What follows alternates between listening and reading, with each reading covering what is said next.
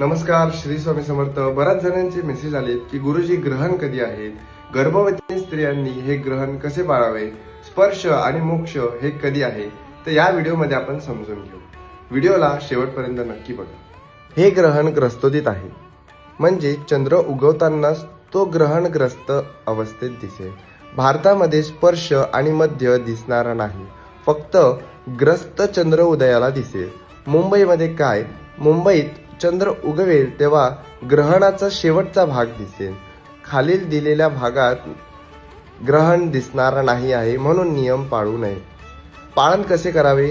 वेदारंभ सूर्योदयापासून मोक्षापर्यंत सायंकाळी 6:48 पर्यंत हे वेद पाळन करावे. बाल, वृद्ध, आजारी, अशक्त व गर्भवती स्त्रियांनी सकाळी 11 वाजल्यापासून वेद पाळावे. वेद काळात स्नान, देवपूजा, जप, श्राद्ध, दान करता येते.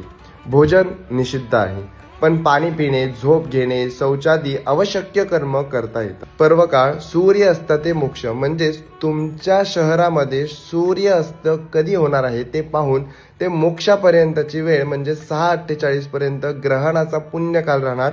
या काळात पाणी पिणे व मलमूत्र उत्सर्ग हे टाळावे. सूर्य अस्तानंतर स्नान करावे. जप, दान, मंत्र जप विशेष फलदायी राहतात. अशाच आणखीन व्हिडिओसाठी आणि माहितीसाठी व्हिडिओला लाईक, शेअर, फॉलो करायला विसरू नका. श्री स्वामी समर्थ. नमस्कार.